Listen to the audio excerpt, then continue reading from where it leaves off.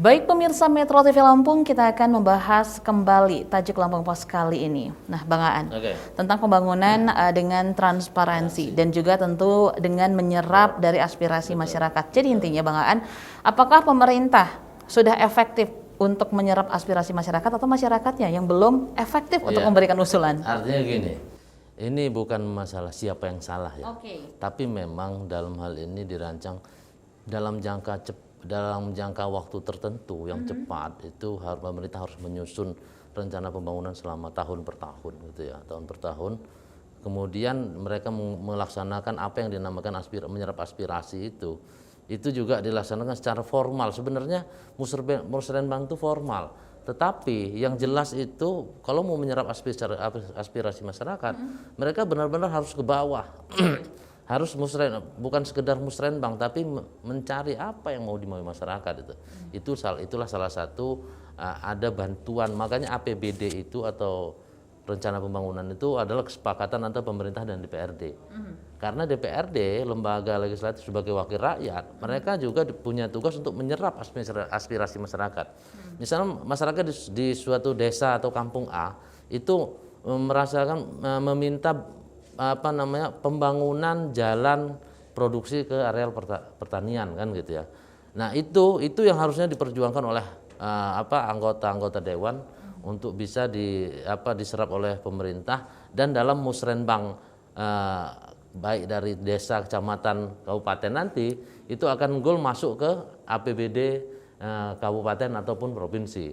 Nah, jadi jadi dari situ bukannya mintanya jalan produksi diperbaiki, tiba-tiba turun ke desa atau kecamatan itu justru WC umum apa itu kan jauh dari gitu.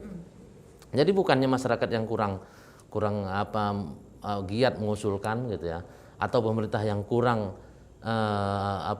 kurang menyerap, tapi semua bergerak untuk bisa menyerap atau mengumpulkan apa-apa yang diinginkan masyarakat itu. Iya, berarti intinya untuk menyerap semuanya secara maksimal itu berarti harus turun ke lapangan. Betul. Berarti sekarang belum turun ke lapangan dengan maksimal, Bang Aan. Nah, sementara kita lihat sendiri para wakil rakyat anggota DPRD itu juga mereka reses itu kan kembali ke dapil ya, ke masyarakat pendukung dia.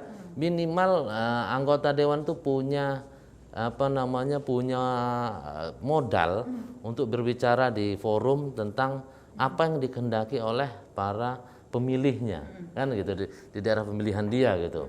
Karena di setiap daerah pemilihan itu pasti ada wakil-wakil tersendiri. Nah, disitulah mereka harus berjuang mana yang lebih prioritas, daerah mana atau daerah mana gitu. Nah, itu kan harus bergantian, nggak bisa sama.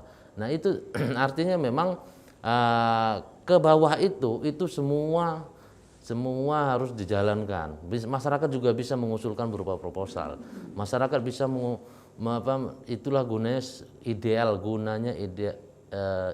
ideal dari LSM atau NGO, lembaga swadaya masyarakat itu, untuk menjembatani apa aspirasi masyarakat ke pemerintah, bukannya hal-hal yang lain gitu.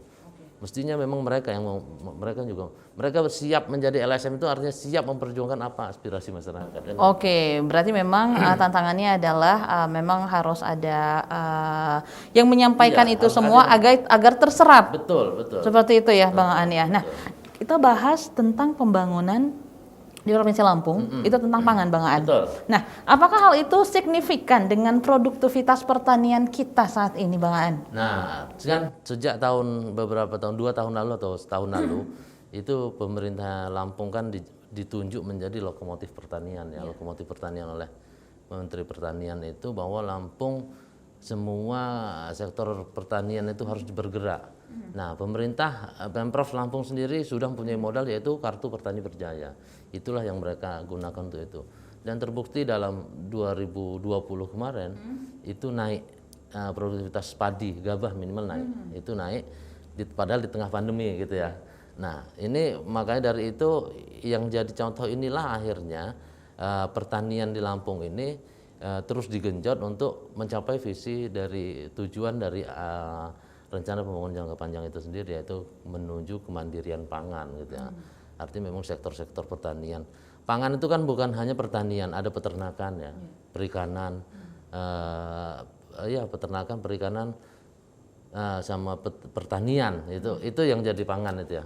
Dan itu semua harus digerakkan untuk benar-benar menciptakan bahwa Lampung bisa menghidupi badannya sendiri atau bahkan bisa membantu daerah lain untuk bisa hidup gitu. Oke, jadi produktivitas itu sudah baik. Betul. Lalu program-program apa pasca panen? Nah itulah yang dikhawatirkan itu. Nah, itu dia. Petani sudah digenjot produktivitas, tapi apakah pasca panennya dibantu gitu.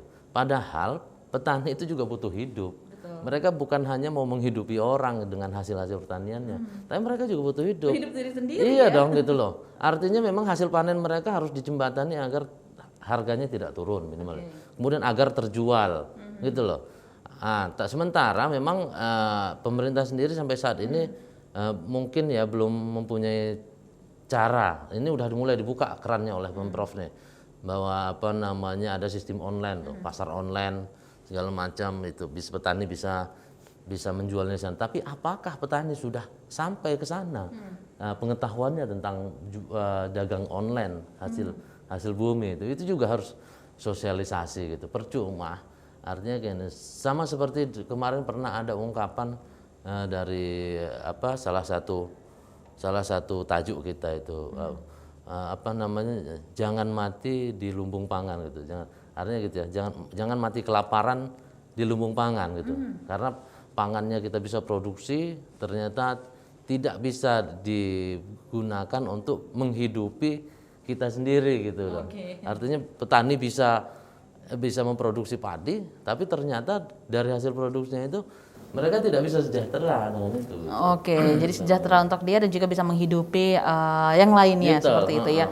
Lalu Bang Aan, jadi solusi apa sebenarnya yang bisa ditawarkan agar kemandirian pangan ini sesuai dengan tujuannya? Tujuan dari arah pembangunan yang dari awal itu artinya memang sekarang solusinya adalah memang Pemprov dan Pemkab dan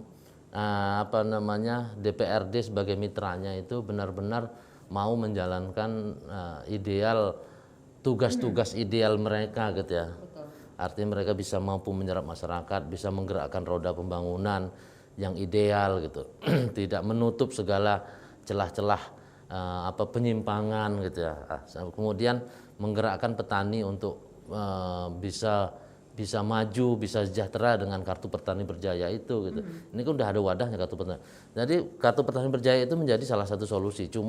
Tetapi solusinya itu pun harus yang menggerakkannya itu pun harus dengan hati yang ikhlas gitu. Oke, hati yang ikhlas. Betul. Sama-sama bergerak agar bisa menuju sesuatu yang memang kita harapkan, seperti itu ya. Oke Bang Aan, nanti kita akan membahas topik apa saja yang ada di 3 platform Lampung Pos lainnya.